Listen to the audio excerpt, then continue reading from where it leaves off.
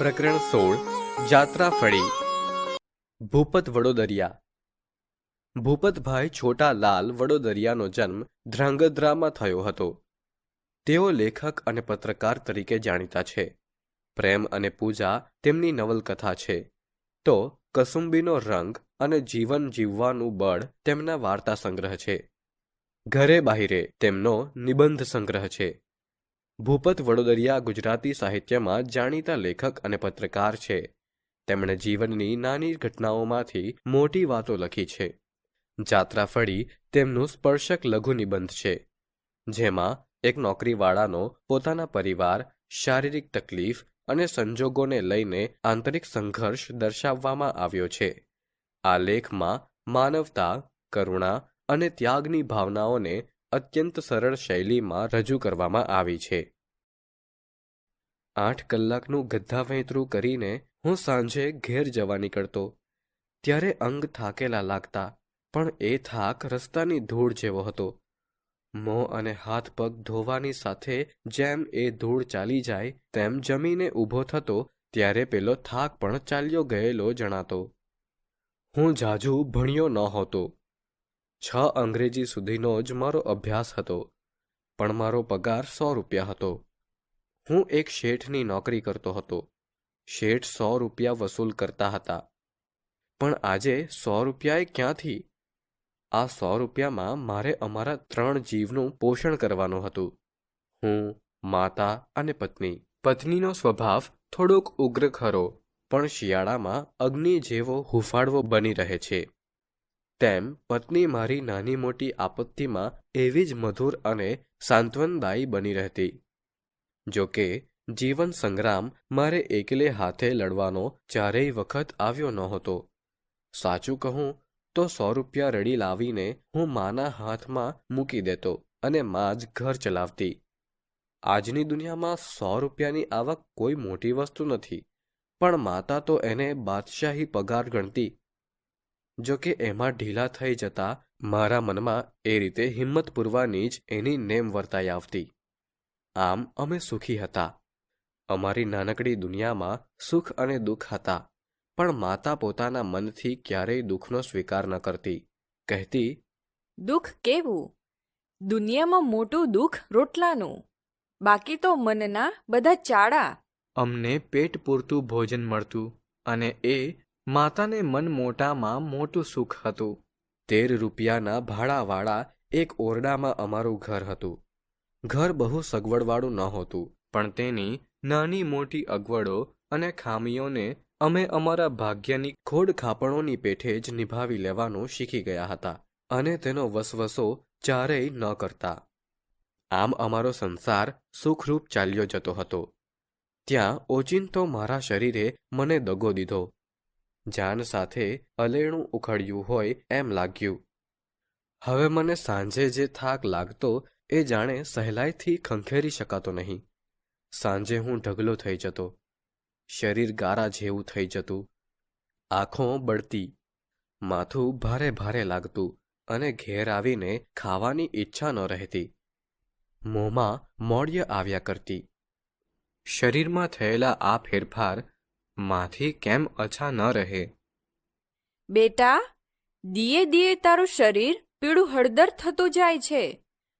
ખોરાકમાં સાવ ઉતરતો જા છે. ઠીક ન હોય તો કોઈક દવા લે. ડાક્ટર વૈદ્યને દેખાડ. આપણે તો... માએ વાચ અધૂરું મૂક્યું, પણ હું તો તેને બરાબર સમજી ગયો. આપણને ગરીબને તો કાયા એ જ મૂડી, એમ એ કહેવા માંગતી હતી. મારી ઈચ્છા તો મહિનો માસ રજા લઈને આરામ કરવાની હતી, પણ શેઠ મને 1 મહિનાની રજા આપવા તૈયાર નહોતા, સિવાય કે મારે કાયમી રજા જોઈતી હોય. રખે માનતા કે મારા શેઠ કોઈ દયાહીણા સ્વાર્થી હતા.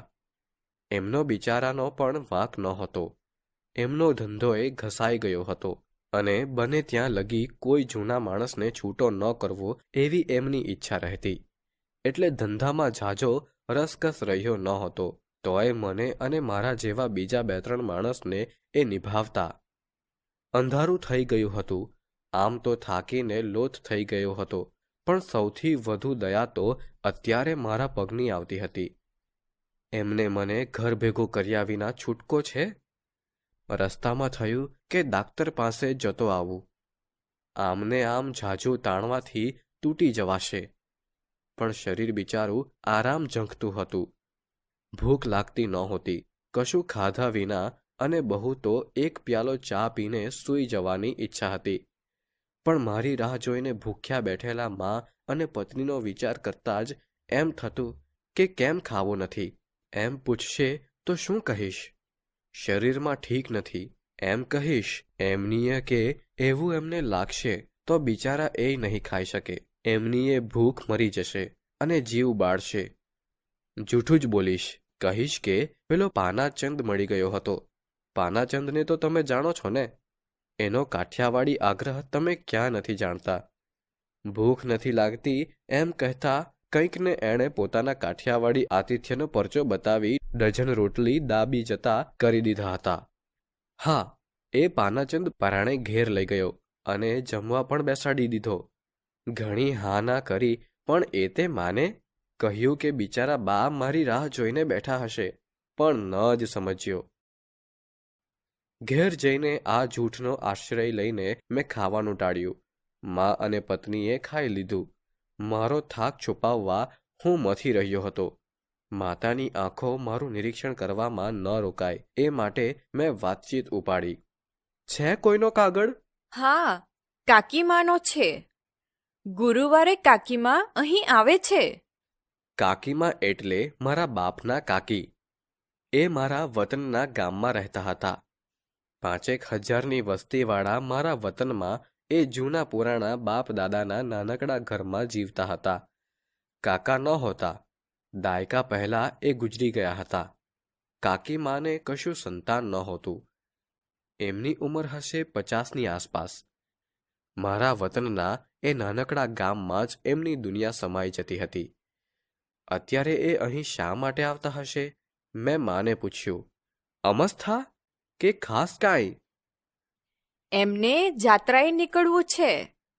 મથુરા, વૃંદાવન, બદ્રીનાથ, રામેશ્વર બધે જવાના છે. અહીંથી વનરાવન દાસ જવાના છે. તે એમની સાથે એ જઈ આવે. નીકર એ બિચારા એકલા તો થોડા જ જઈ શકે. કોક હારે જોઈએ. કાકીમાં નિઃસંતાન હતા. કાકા ભા ભગવાનનો માણસ હતા. એ ઈશ્વર ભક્તિમાં જ લીન રહેતા. કાકીમાં કાકા ભાના અવસાન પછી ઈશ્વર ભક્તિ તરફ વળી ગયા હતા. પહેલાં તો એ કહેતા, એકલાનો તે કાંઈ અવતાર છે? શું રાંધવું શું ખાવું? 2 વર્ષ એ સૂનમૂન રહ્યા. કાકીમાનું ખસી જશે એમ બધા માનતા, પણ કાકાભાની ઊંડી ધાર્મિકતાની પડેલી અસર કાકાભા જતા ઉપસી આવી અને કાકીમાં ઠાકોરજીની પૂજામાં ચિત્ત પરોવા લાગ્યા. પછી તો કાકીમા માટે ઠાકોરજી એક જીવતી જાગતી વ્યક્તિ બની ગયા હતા. સવારે ઠાકોરજીને જગાડવા, દૂધ ધરાવવું, જમાડવા, બપોરે પઢાડી દેવા, 4 વાગ્યે પાછા જગાડવા, દૂધ ધરવું, રાત્રે જમાડવા અને પઢાડવા એ જ એમની દિનચર્યા બની ગઈ. પહેલાં તો એ કાંઈ રાંધતા નહીં, પણ પછી એ બધું ઠાકોરજી માટે રાંધતા.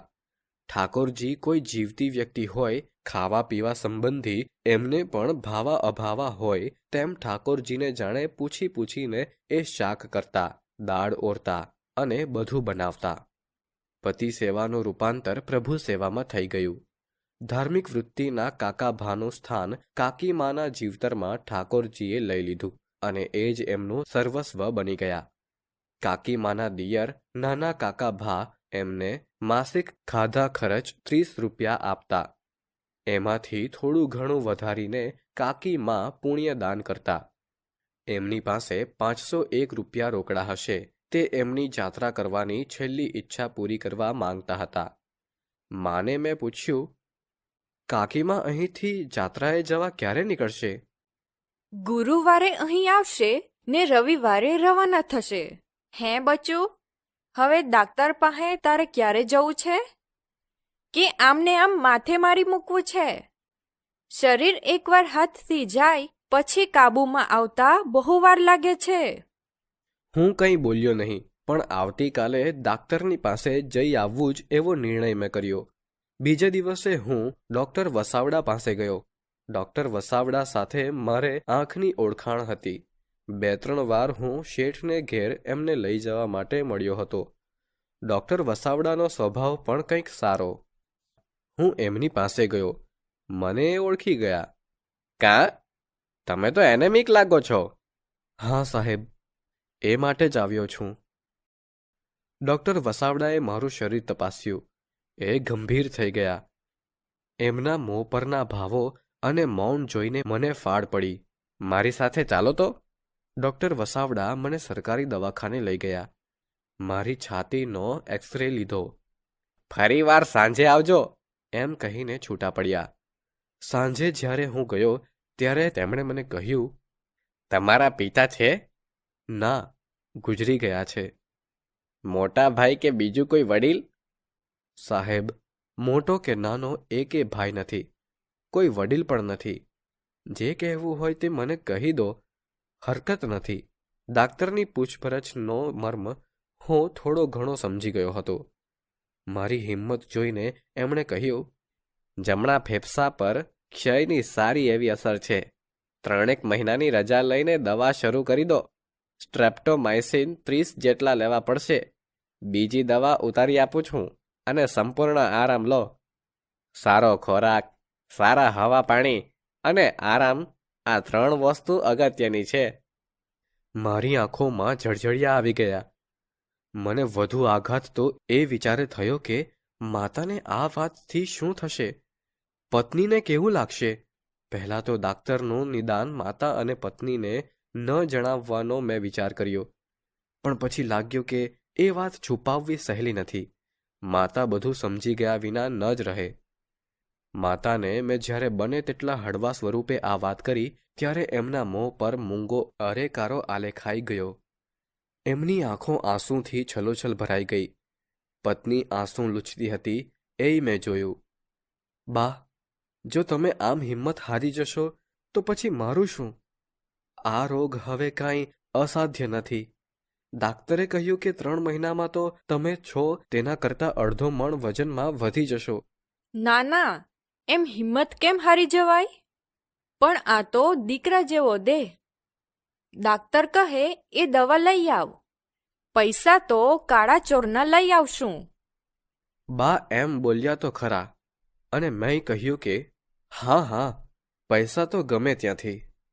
પણ હું અને બા બંને મનમાં જાણતા હતા કે કાળો કે ધોળો કોઈ ચોર અમને ધીરે એમ નહોતું.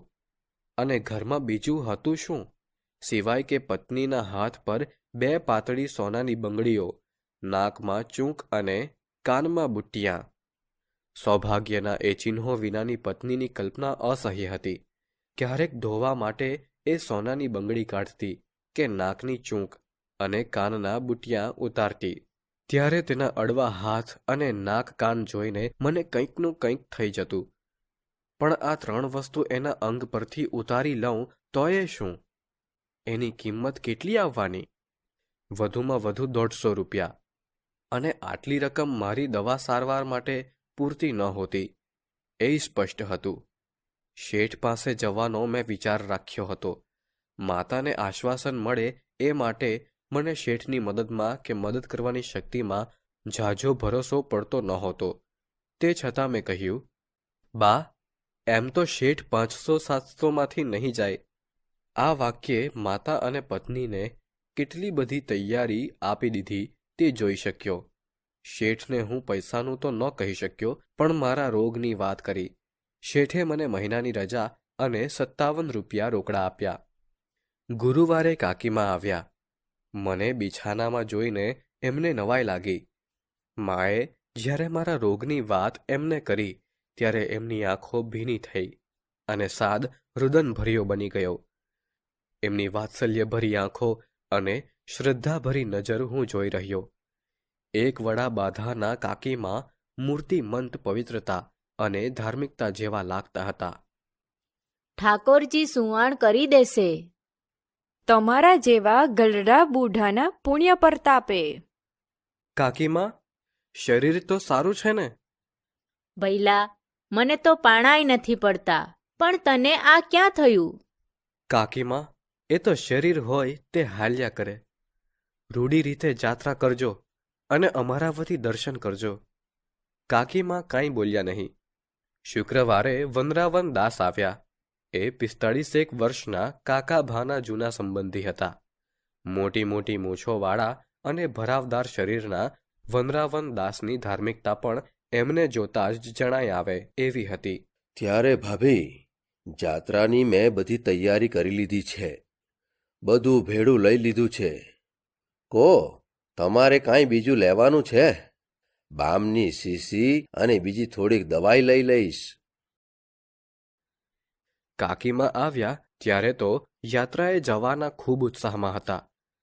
એમના વૃદ્ધ કરચલીયાળા મોં પર પુનિત યાત્રાધામોના દર્શનની અભિલાષા સ્પષ્ટ કળાતી હતી. પણ અત્યારે તે ઝાઝા ઉત્સાહમાં લાગ્યા નહીં. કા ભાભી, કેમ કાંઈ બોલતા નથી? વનરાવન દાસ, હું તો જાત્રા માંડી વાળું છું.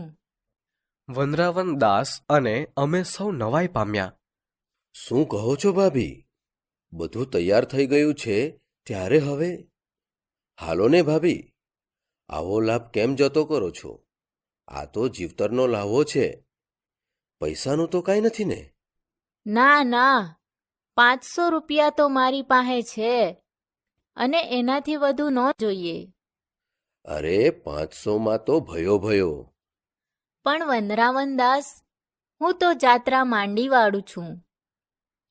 તમારે જાઓ, રૂઢી રીતે દર્શન કરજો અને મારા વતી. કાકીમાં, તમે જાત્રા કરવા માટે તો ઘેરથી નીકળ્યા છો. હવે એકાએક આ મન કાં મોડું પડી ગયું? વાંધો શો છે? કાંઈ અગવડ મુશ્કેલી? કહો તો કાંઈક સમજાય. ના ભાઈ ના, કંઈ નથી. મને એમ થઈ ગયું છે કે ન જાઉં. ઠાકોરજીનો હુકમ જ સમજી લ્યો ને. કાકીમાં મૂંગા થઈ ગયા અને અમારામાંથી પણ કોઈ વધુ આગ્રહ ન કરી શક્યું. રવિવારે વનરાવન દાસ જાત્રાએ જવા નીકળી ગયા અને કાકીમાં વતનમાં જવા તૈયાર થયા. બાએ કાકીમાને રોકવાનો આગ્રહ કર્યો. મારે ઘેર પાછા ઠાકોરજી બિચારા. કાકીમાં મારી કને આવ્યા અને બિછાના પર બેઠા.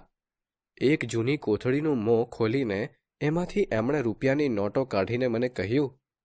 ભૈલા, ગણ જોઈએ, કેટલી છે? મેં નોટો ગણીને તેમને સોંપતા કહ્યું. કાકીમાં, બરાબર છે, 520 પૂરા. કાકીમાએ 20 રૂપિયા કાઢીને પેલી કોથળીમાં નાખ્યા અને 500 મારા ઓશિકા નીચે મૂકવા લાગ્યા.